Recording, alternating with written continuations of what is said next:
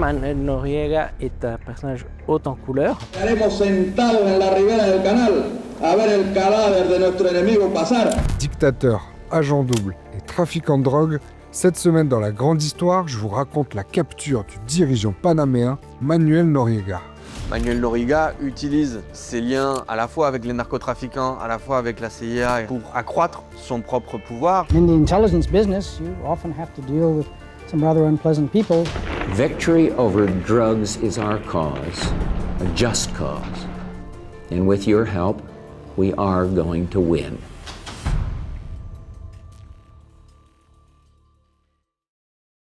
Surnommé Face d'ananas, Manuel Noriega est une figure d'un autre temps. Un tyran qui a su exploiter l'obsession des États-Unis contre le communisme et l'essor du trafic international de cocaïne pour s'enrichir et s'emparer du pouvoir au Panama. Un personnage trouble, devenu encombrant à la fin de la guerre froide et qui a connu une chute spectaculaire quelques mois à peine après celle du mur de Berlin. Mais avant de vous raconter son histoire, il est essentiel de revenir sur les liens étroits qui unissent les États-Unis et le Panama.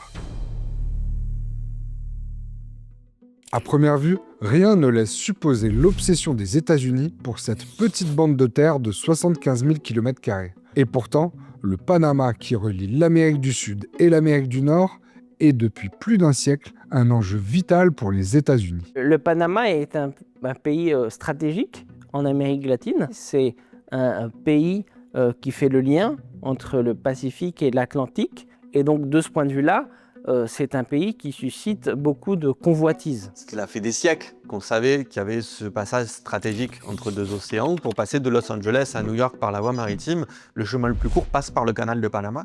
En 1903, le Panama obtient son indépendance de la Colombie grâce au soutien américain.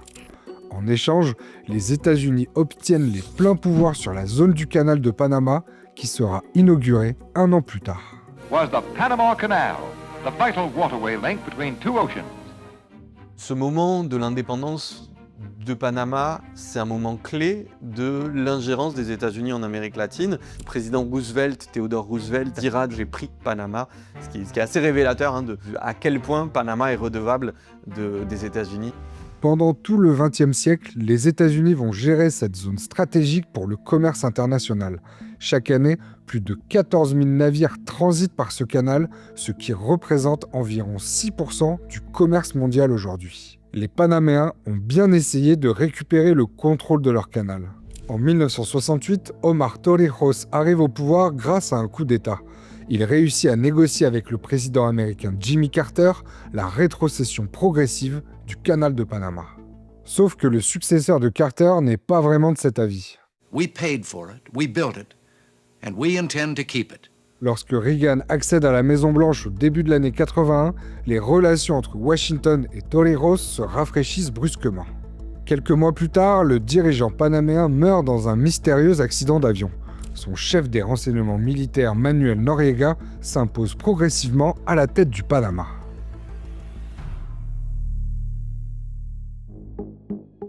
Manuel Noriega est un personnage haut en couleur. À la base, c'est un militaire qui a eu un rôle politique de plus en plus important. D'origine modeste, Manuel Noriega est né au Panama en 1934.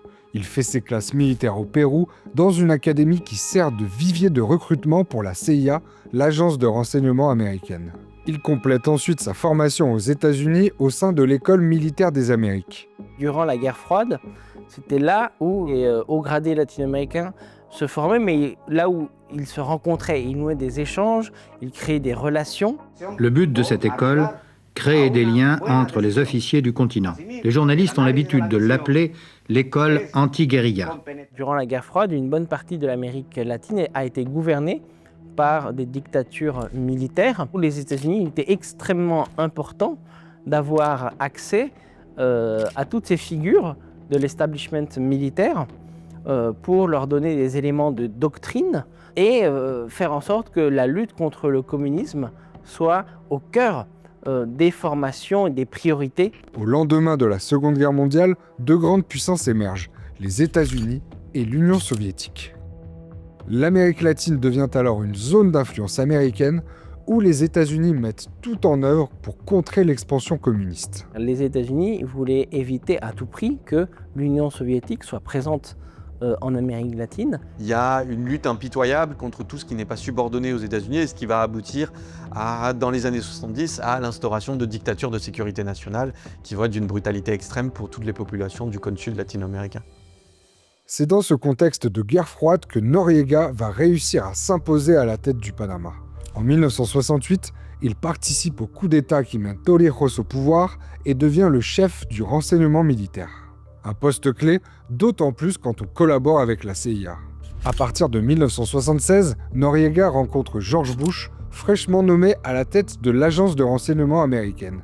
Cette collaboration lui rapporte plusieurs centaines de milliers de dollars. C'était une relation qui était basée sur l'échange de renseignements, c'est-à-dire de donner des informations sur l'état politique du Panama et avoir des informations par rapport à l'état du canal. Il a, grâce à sa maîtrise des services de renseignement, toute une série de capteurs sur ce qui se passe au niveau financier et politique. Après sa nomination à la tête de l'armée panaméenne, Manuel Noriega devient, dès 1983, le véritable maître du Panama.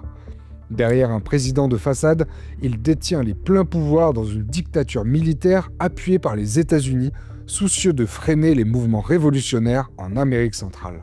My administration is convinced that through cooperation and solidarity, our governments can protect our democratic institutions and free market economic systems from the counterfeit revolutionaries who seek to destroy growth and impose totalitarianism on free people. Les années 80 en particulier sont extrêmement tourmentées, indécises en Amérique centrale, donc la région voisine du Panama, où l'éclatement de la révolution sandiniste en 1979 sonne le début d'une vague révolutionnaire au Guatemala, au Salvador, qui va durer pendant 10 ans. Et en ça, le Panama est un allié des États-Unis. Afin d'éviter un effet domino en Amérique centrale, la CIA lutte en sous-main contre les sandinistes au Nicaragua. Elle peut alors compter sur le Panama pour livrer des armes aux Contras, les groupes armés contre-révolutionnaires. Cette place stratégique au cœur des intérêts américains permet à Noriega de s'assurer le soutien sans faille de Washington qui va fermer les yeux sur ses activités dans le trafic de drogue. Despite the government's many arrests, the top drug racketeers have not been caught. One of the ringleaders is thought to be a member of the Colombian Congress, Pablo Escobar, one of the richest men in the world. Dès les années 70, alors que le trafic de cocaïne est en plein essor, Noriega s'allie au cartel colombien pour faire du Panama un point de passage stratégique vers les États-Unis. Il s'associe avec Pablo Escobar, qui prend la tête du puissant cartel de Medellín. La question centrale pour le crime organisé, et notamment le narcotrafic, c'est comment on achemine des produits illégaux aux pays consommateurs. Le Panama est un passage stratégique pour acheminer la cocaïne. La cocaïne, elle est essentiellement produite dans la zone andine, donc Colombie, Pérou, Bolivie. Et son principal marché, ce sont les États-Unis, surtout à l'époque. Pour passer de la zone andine aux États-Unis, il faut remonter toute cette zone centra-américaine et la première destination dans cette remontée de la zone centra-américaine, c'est Panama. Noriega offre sa protection et un appui logistique aux trafiquants de drogue. Les avions colombiens remplis de cocaïne peuvent atterrir en toute sécurité au Panama, moyennant une rémunération qui peut atteindre $100 000 par cargaison. Quant aux trafiquants qui refusent la protection de Noriega, ils sont dénoncés à la CIA. L'agence de renseignement américaine devient indirectement le bras armé du système de corruption mis en place par le dictateur panaméen. Manuel Noriega utilise ses liens à la fois avec les narcotrafiquants, à la fois avec la CIA et à la fois avec à peu près tout le monde pour accroître son propre pouvoir et accroître sa position au Panama. C'est là où on voit que les frontières sont poreuses entre services de renseignement, crimes organisés. Une question se pose. Dans quelle mesure Washington était-elle au courant des activités criminelles de Noriega ? Déjà, il est impossible que les activités de Noriega soient passées inaperçues. Entre 1970 et 1987, son nom apparaît dans pas moins de 80 affaires différentes suivies par la DEA, l'agence antidrogue américaine. Dès 1972, le président Nixon, grand architecte de la guerre contre la drogue, aurait même envisagé de l'éliminer. America's public enemy number one in the United States is drug abuse. Mais la CIA, soucieuse de préserver son partenaire stratégique dans la région, aurait œuvré pour empêcher la mise à exécution de ce plan. La CIA n'a pas une vocation à être une agence antidrogue, elle a une vocation à être une agence pour faire valoir les intérêts des États-Unis. Si ça va de pair avec la lutte antidrogue, elle peut travailler conjointement avec la DEA sans aucun problème. Si ça ne va pas de pair avec la lutte antidrogue, elle peut s'allier avec des groupes narcotrafiquants. Ce n'est pas du tout quelque chose qui est tabou pour la CIA. Intelligence experts say it's naive to think that people like Noriega should not be used by the CIA. In the intelligence business, you often have to deal with some rather unpleasant people to get information that it's essential for you to get. Mais revenons à Manuel Noriega. Pendant ses années au pouvoir, le Panama n'est pas seulement une plaque tournante du trafic de drogue, il devient aussi une plateforme de blanchiment d'argent. Grâce à des lois extrêmement strictes sur le secret bancaire, le Panama offre tous les avantages pour qui veut blanchir son argent.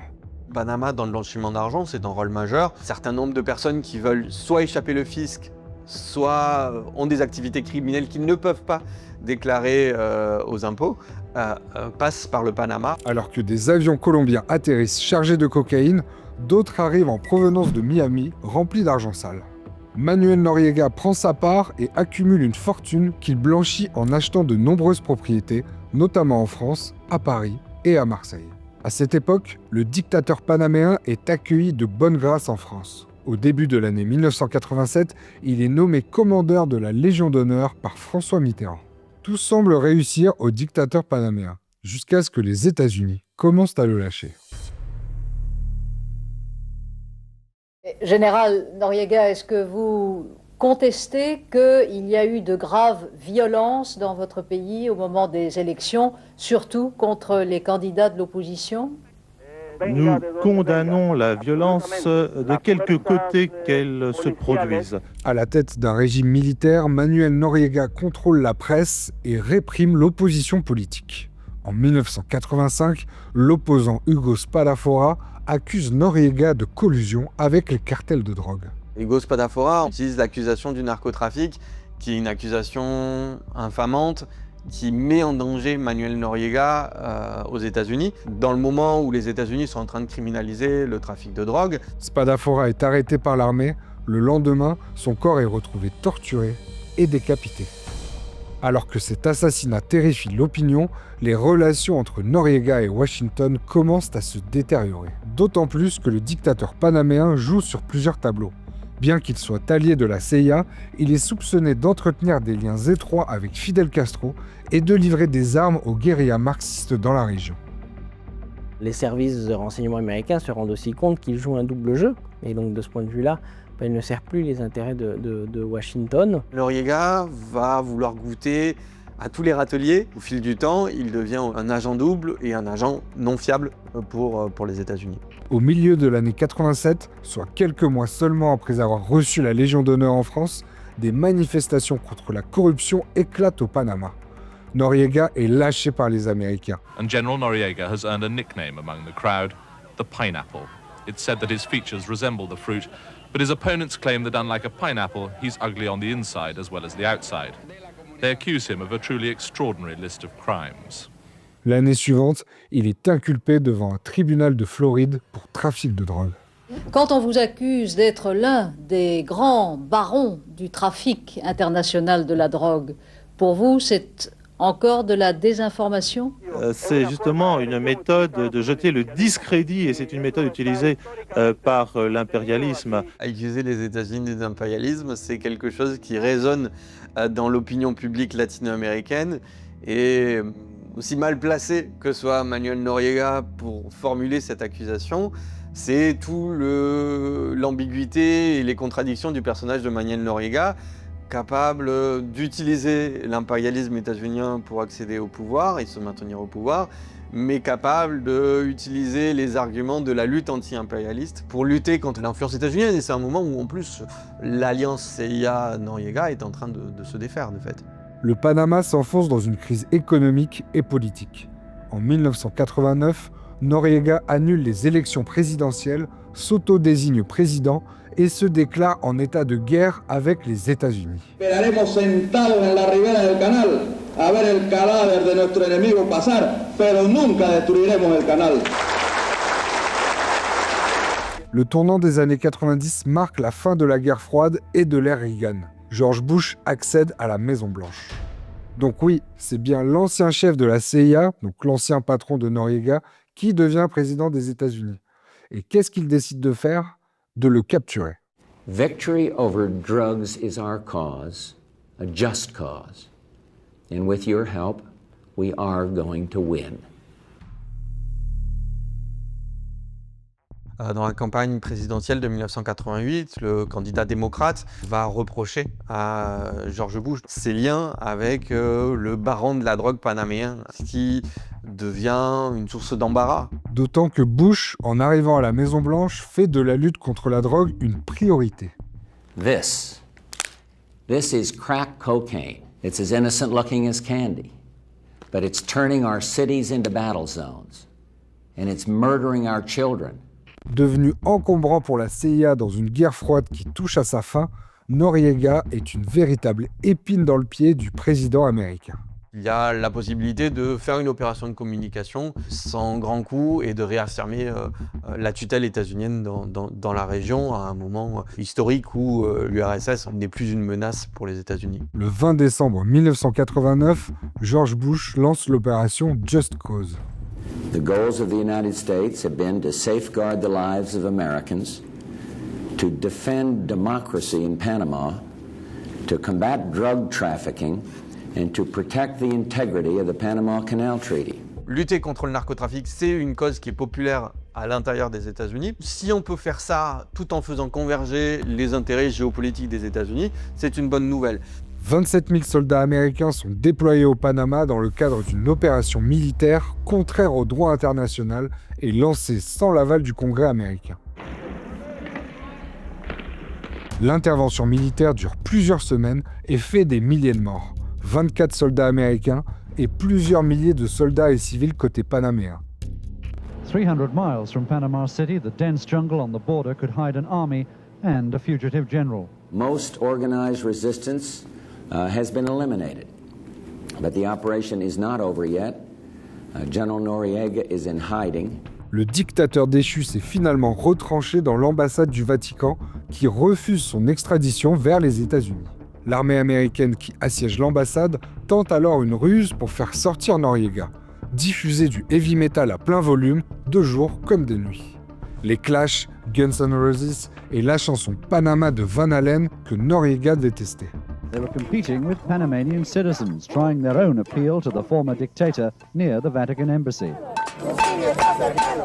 Il était redevable à tellement de monde, il n'avait pas d'issue favorable dans ce conflit-là. Ceux à qui il était redevable étaient trop puissants, ceux qu'il était censé protéger réclamaient sa protection, il était dans une impasse. Au bout de 2 jours de siège, Noriega se rend finalement le 3 janvier 1990.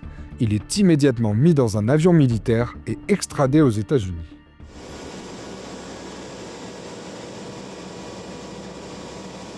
I want to express the special thanks of our nation to those servicemen who were wounded and to the families of those who gave their lives. Their sacrifice has been a noble cause and will never be forgotten.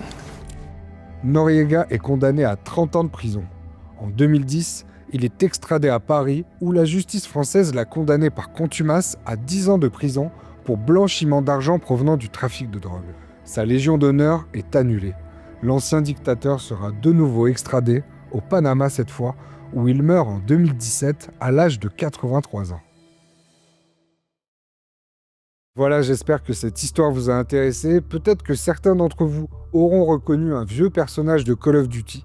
D'ailleurs, Noriega a intenté un procès au studio Activision lors de la sortie du jeu Black Ops 2 en 2014, sans succès. J'imagine que d'autres ont fait le parallèle entre la capture de Manuel Noriega au Panama et celle de Nicolás Maduro au Venezuela, 2 opérations qui ont eu lieu jour pour jour à 36 ans d'intervalle. Il y a beaucoup de points communs entre ces 2 interventions militaires et l'une d'entre elles, c'est l'accusation de trafic de drogue. Si on dézoome un peu, les États-Unis ont su faire évoluer leurs arguments pour légitimer leur ingérence en Amérique latine depuis la fin du XXe siècle. Au départ, il fallait assurer la suprématie économique des États-Unis, puis après la Seconde Guerre mondiale, il fallait lutter contre la menace communiste, et puis à partir de la fin des années 80, on a un renversement de la figure du méchant, on passe du guerriero communiste au trafiquant de drogue.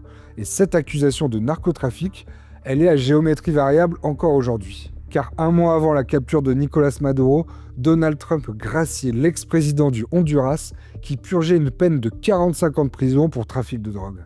Quant au canal de Panama, il est encore et toujours l'arrière-cour des États-Unis.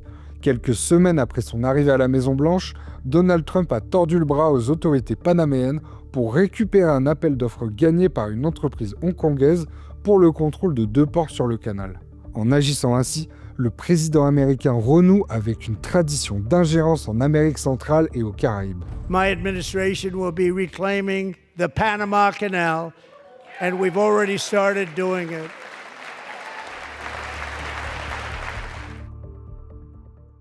Avant de vous laisser, je voudrais remercier Thomas Posado et Gaspard Estrada pour leur éclairage. Et un grand merci à toutes les équipes de Brut qui m'ont aidé à réaliser cette vidéo, en particulier Amandine au montage, Sarjane à la documentation et Mathis au cadrage. Et moi je vous dis à très vite pour une nouvelle grande histoire.